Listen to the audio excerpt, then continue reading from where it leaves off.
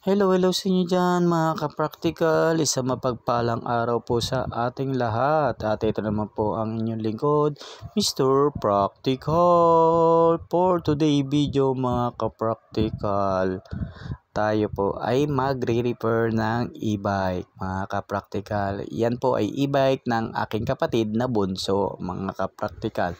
So ano bang problema ng e-bike na ito mga ka-practical? Ang problema niya po mga ka-practical ay wala pong preno. Naputol na po yung kable niya mga ka-practical, at ang brake arm lever niya po mga ka-practical ay hindi na rin po nagana, na stack up po siya mga ka-practical. Kumbaga hindi po naglalaro. Ayan po, matigas po siya mga ka-practical.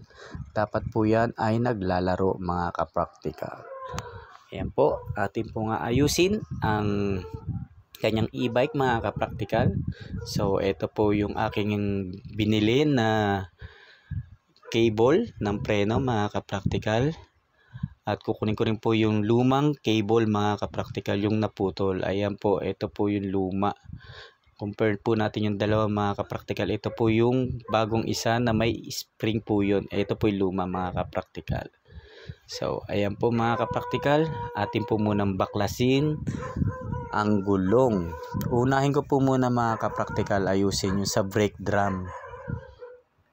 Tatanggalin ko po muna yung gulong para makuha po natin yung brake drum, at mabaklas na rin po yung brake arm lever para yung brake arm lever ay maglalaro po siya. Lalagyan po natin siya ng langis, lilinisin po natin siya mga ka-practical kasi stack up na nga po siya mga ka-practical.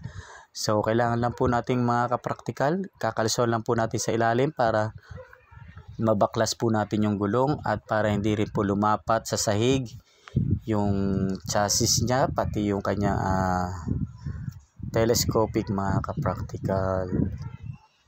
Yan po, baklasin po muna natin to mga ka-practical, itong gulong na to, para makuha po natin yung brake drum niya mga ka-practical. Ayan po mga ka-practical. Ayan na po mga ka-practical, nabaklas na po natin ng brake drum. Ayan po, makikita nyo po rin ang brake shoe dito mga ka-practical. So unfamiliar po sa akin yung brake shoe na to mga ka-practical kasi iisa lang po ang spring. Ayan po, so ina-analyze ko pa kung paano siya babaklasin hanggang sa tagpuan ko na tornilyo pala yung kabila. Ayan, binaklas ko muna mga ka-practical. Nakakabit po yung isang brake shoe niya na nakatornilyo, at yung isa di spring. Ayan po, binaklas ko muna mga ka-practical. Babaklasin ko ang brake shoe para ayan po, matigas po talaga yung brake arm lever niya. Hindi talaga naglalaro mga ka-practical. So baklasin ko muna yung tornilyo para mabaklas natin yung brake shoe niya mga ka-practical. Ayan po, pupukin ko muna mga ka-practical para matanggal po yung tornilyo, para matanggal-tanggal po yung mga kalawang yung nag-i-stack up dito sa mga tornilyo na to. Ayan po yung brake shoe mga ka-practical, atin pong baklasin. Ayan po, nabaklas ko na po ang brake shoe mga ka-practical. Ayan po mga ka-practical.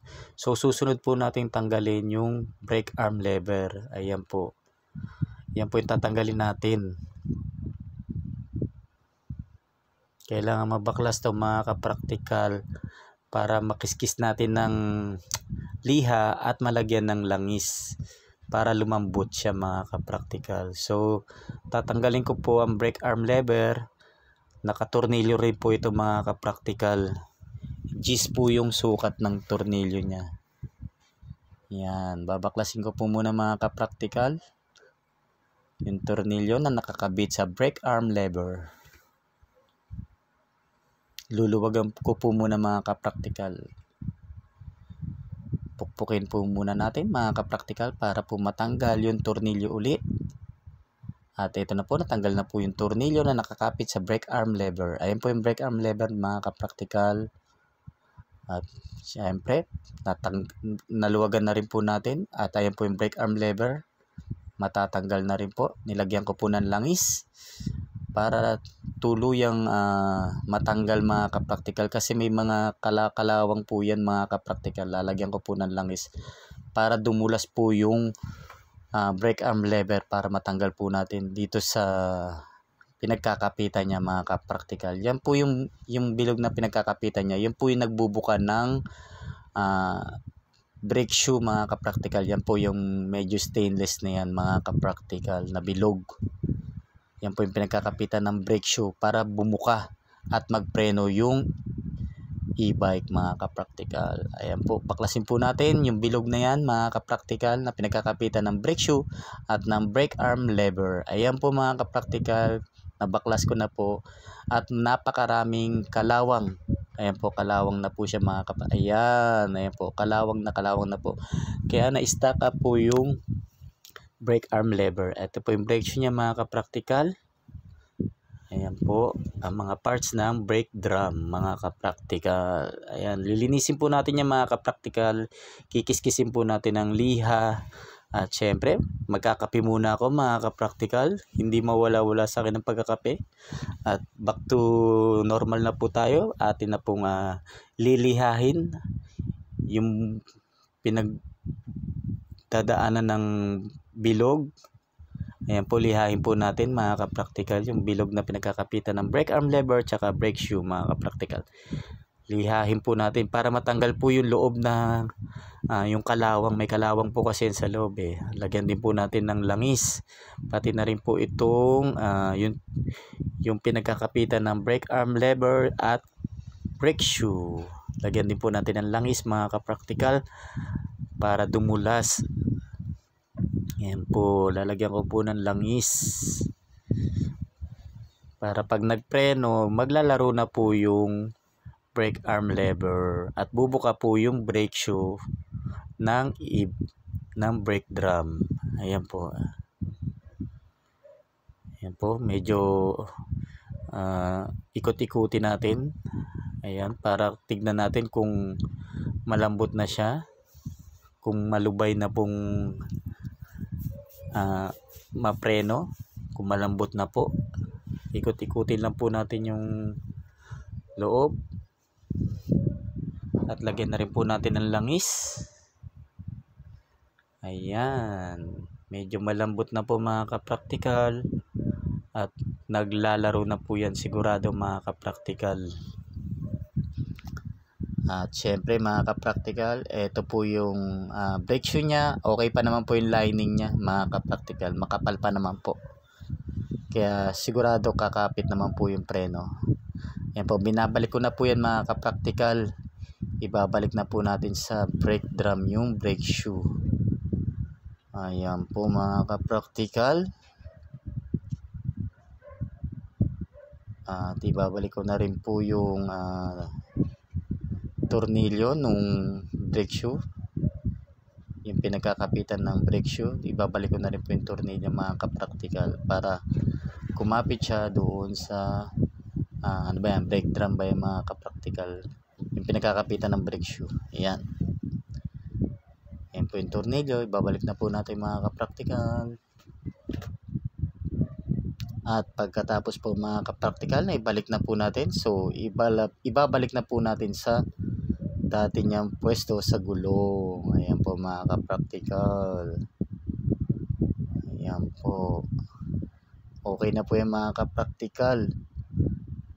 Sigurado kakapit na po yung preno niyan mga kapraktikal. At maglalaro na po yung brake arm lever. Balik ko muna mga kapraktikal ang gulong.